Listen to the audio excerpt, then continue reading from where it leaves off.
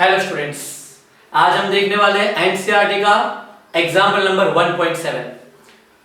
Consider the charges Q, Q and minus Q placed at the vertices of an equilateral triangle as shown in figure.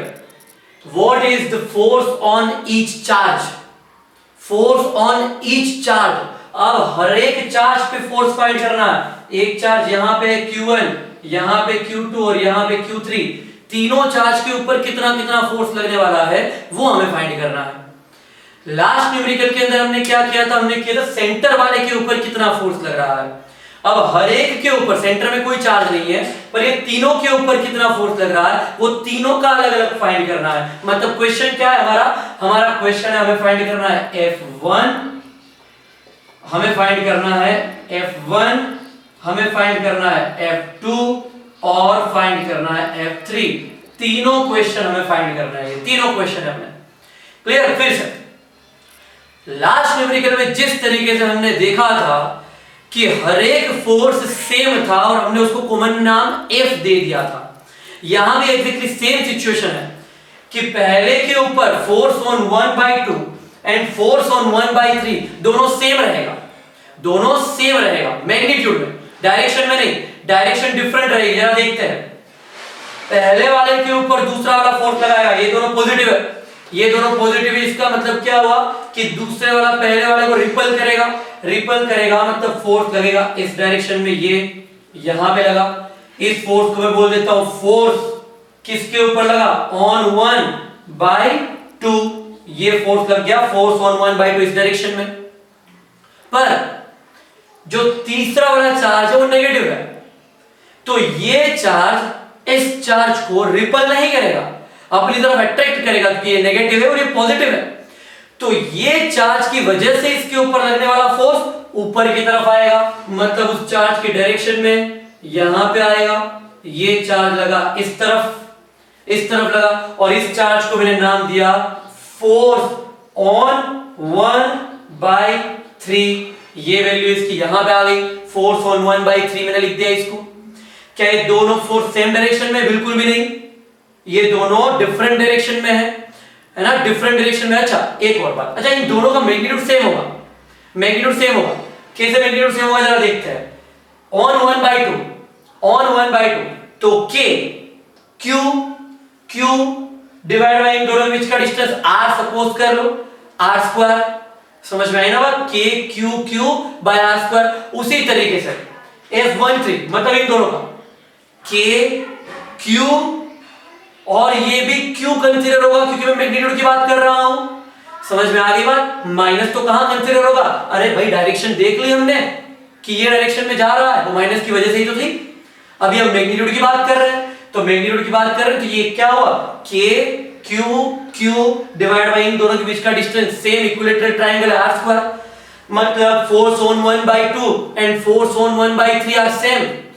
उसके अलावा force on 2/1 and 2/3 भी same, क्योंकि सबका charge तो Q ही है, सिर्फ इसकी डायरेक्शन डिफरेंट है, साइन डिफरेंट है, पर साइन मैग्नीट्यूड में थोड़ी ना कंसीडर होने वाली।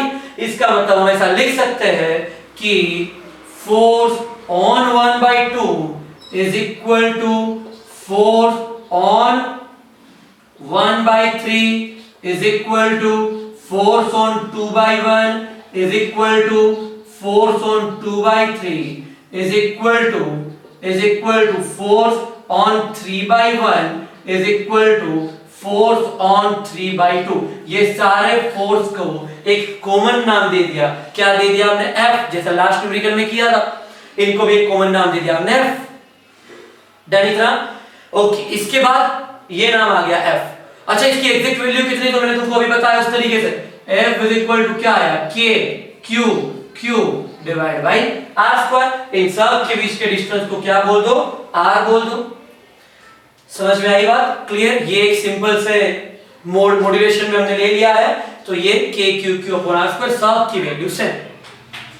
अब ये भी F है, ये भी F है, तो कभी दिमाग में ऐसा मत ले आना कि ये दोनों का समेशन। अच्छा जो F1 है अपना, देखो मैं यहां लिखता हूं पहले,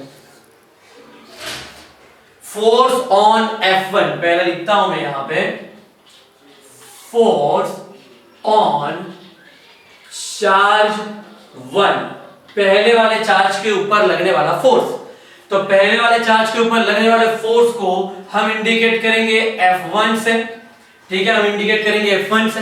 पहले वाले के पे दो फोर्स लग रहा है, कौन कौन से, एक ये लग रहा है, एक ये लग रहा है, तो मतलब हमने लिख दिया force on 1/2 plus force on 1/3। पहले वाले पे दोनों लग रहा है तो दोनों का वेक्टर एडिशन कर दिया हमने। कभी ये मत सोच लेना कि ये वाला फोर्स भी F है, ये वाला फोर्स भी F है, तो F plus F is equal to 2F हो गया। ऐसा नहीं होता भाई। ऐसा कब होता, ऐसा होता पर कब होता, यहां देखो नोट में मैं लिखता हूं, इसको न्यूमेरिकल के अंदर मत समझना। जब एक फोर्स इस डायरेक्शन में हो F का, ठीक है, दूसरी कलर की पेन से कर देते हैं हम। जब एक फोर्स होता है इस डायरेक्शन में F का, F मैग्नीट्यूड का, दूसरा भी एक फोर्स होता उसी डायरेक्शन में, वो भी F मैग्नीट्यूड का। जब सेम डायरेक्शन में फोर्स होते हैं तो इनका आंसर कितना आता, 2F आता। पर कब, जब दोनों फोर्स सेम डायरेक्शन में होते तब। अच्छा मान लो अगर इसकी जगह पे एक होता इस डायरेक्शन में F और दूसरा होता इस डायरेक्शन में भी F, तो ये फोर्स और ये फोर्स कट कर देंगे एक दूसरे को, तो आंसर कितना आएगा, 0, है ना। आंसर 0 आएगा। मतलब क्या कि फोर्स भले ही सेम है, दोनों का समेशन ही मैं कर रहा हूं, फिर भी आंसर 0 आया। डिपेंड करता है डायरेक्शन पे। हम ऐसे ही कोई भी आंसर डायरेक्टली स्केलर फॉर्म में नहीं लिख सकते। अच्छा इसी तरीके से अगर मान लो एक फोर्स इस तरफ होता F, एक फोर्स इस तरफ होता F, ये दोनों के बीच में 90 डिग्री बन रहा है। 90 डिग्री 11th में देखा था, 4th चैप्टर में, ये दोनों के बीच में 90 डिग्री बन रहा है, तो इनका जो रिजल्टेंट फोर्स है वो कितना आ जाता था, √2F, क्योंकि पाइथागोरस डायरेक्ट अप्लाई हो सकता है कब, जब दो फोर्स के बीच 90 डिग्री होता। समझ में आ गई बात, 90 डिग्री होता। मतलब अगर दोनों के बीच में 0 डिग्री होता तब भी हम इजीली सोल्व कर देते। दोनों ऑपोजिट मतलब कि 180 डिग्री होता तब भी हम इजीली सोल्व कर लेते। दोनों 90 डिग्री पे होते तब भी हम सोल्व कर लेते। पर अगर इनके अलावा कोई भी डिग्री पे है तो हम इतना इजीली इसको सोल्व नहीं कर सकते। या तो वेक्टर फॉर्म पूरा सोल्व करो, हमने देखा था आरकेप वाला कॉन्सेप्ट, या फिर दूसरा इजीएस्ट वे है, अगर तुम दोनों के बीच का एंगल जानते हैं तो फिर हम सीधा यूज करते पैरेललोग्राम थ्योरम डायरेक्टली। जरा देखो जरा, ये पूरा इक्विलैटरल ट्रायंगल, मतलब ये जो एंगल है वो एंगल कितने डिग्री का है, 60 डिग्री का। अगर ये 60 डिग्री का है तो ये जो बाकी बचा दोनों फोर्स के बीच का एंगल, ये वो कितने का हुआ, ये हो गया 180 डिग्री का। मतलब हम एंगल जानते हैं। अगर एंगल जानते हैं तो आंसर बहुत इजीली आ जाएगा। आंसर बहुत ही इजीली आ जाएगा। कैसे आएगा देखते हैं जरा। पैरेललोग्राम का यूज करना है। कौन सा वाला कॉन्सेप्ट याद करो, वो √a² + b² + 2ab cos theta. Same concept का हम यहां पे यूज करने वाले हैं। चलो देखते हैं जरा। तो mod of F1 11th standard का कॉन्सेप्ट है ना। Mod of F1 is equal to √, इसका स्क्वायर प्लस इसका square, F12² plus F13² plus 2F12 F13 cos theta. और थीटा कितना है, थीटा है 120। दो फोर्स के बीच का एंगल देखना है, ठीक है, दो फोर्स के बीच का एंगल देखना है, 120 है, ये एंगल है 120। टोटल एंगल 180 होता है यहां से यहां तक का, जिसमें ये 60 है तो ये बाकी बचा जो है वो 120 है। क्लियर। तो एंगल आ गया cos 120। अब प्रॉब्लम आया, cos 120 हमें याद नहीं है। अगर याद नहीं है तो हम क्या करते हैं, यहां पे यूनिट सर्कल वाला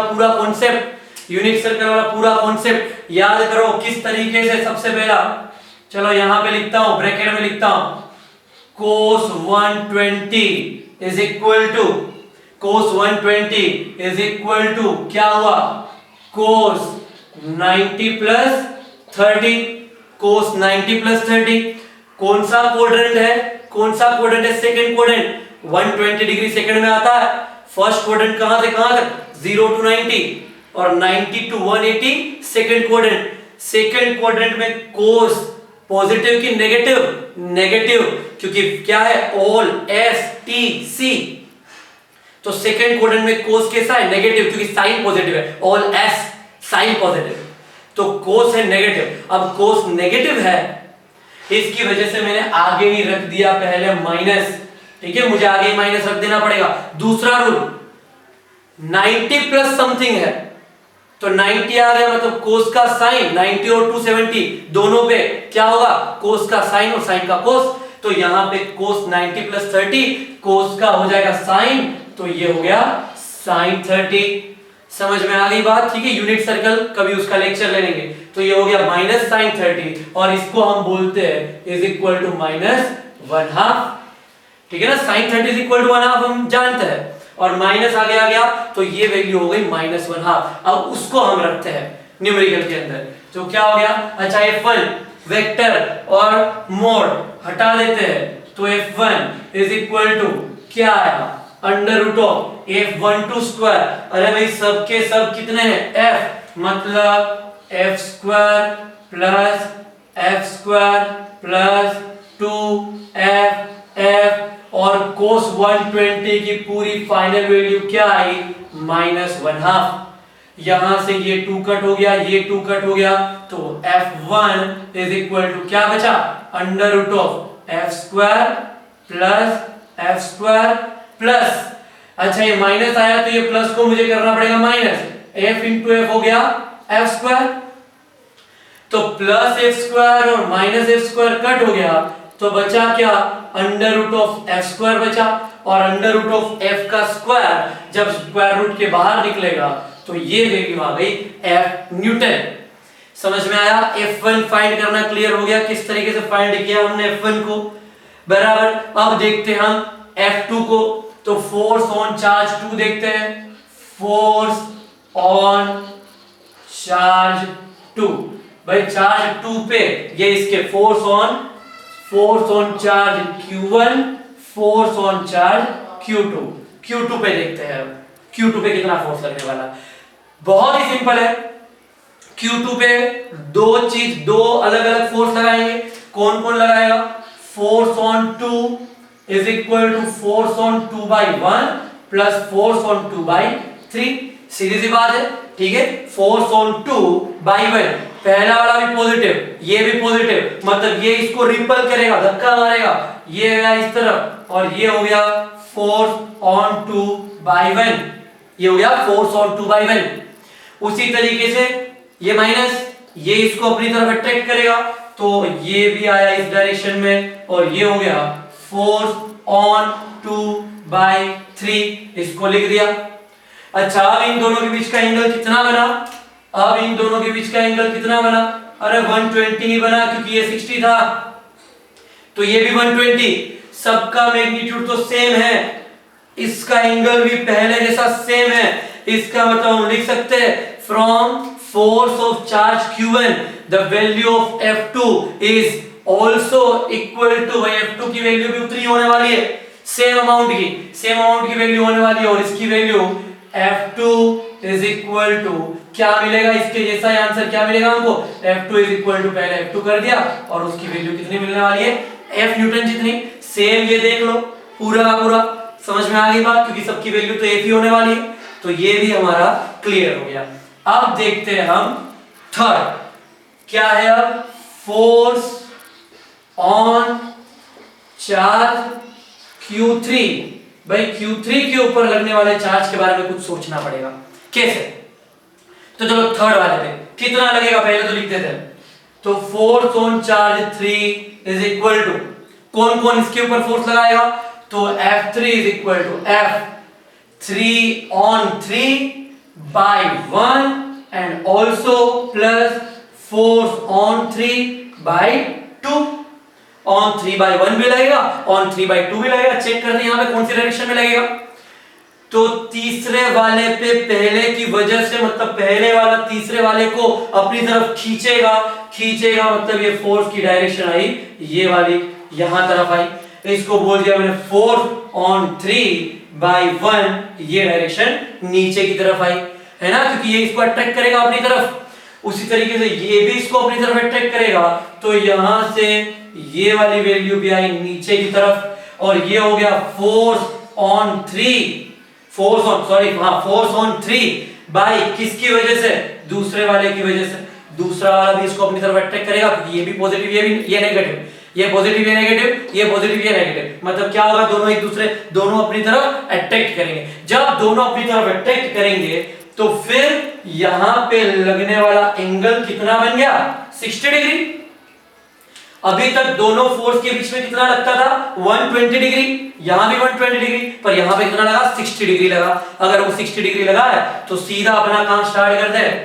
क्या हो गया, mod of F3 is equal to under root of, parallelogram लगा दो, अंडर रूट ऑफ क्या हो गया, F31 square plus F32 square plus 2F31 F32 cos, F31 F32 cos कितना एंगल बना यहां पे, 60 डिग्री बना, तो कोस 60 डिग्री, तो F3 is equal to under root of F31 भी F है, मतलब ये हो गया F स्क्वायर प्लस ये भी हो गया F स्क्वायर प्लस 2F और कोस 60 की वैल्यू हम जानते हैं कितनी होती है, 1/2।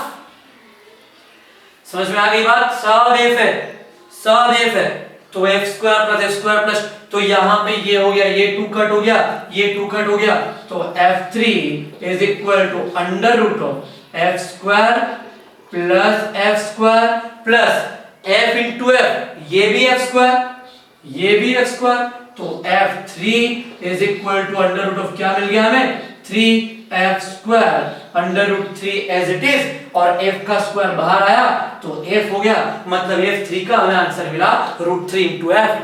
F1 और F2 दोनों का आंसर सेम था, F न्यूटन, पर F3 का आंसर मिला हमको √3 इंटू F। क्लियर हो गया।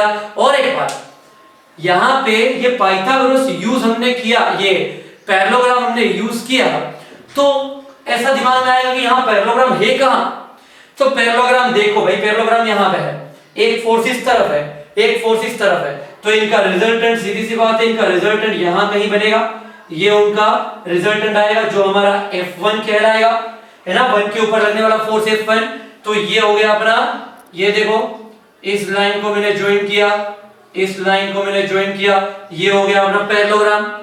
तो ऐसे हमने पैरेललोग्राम यूज किया, हमारा F1 का जो आंसर आएगा ये F न्यूटन, वो अल्टीमेटली लगने वाला इस डायरेक्शन में। समझ में आ गई बात, ठीक है, पूरा numerical clear, all the best, good bye.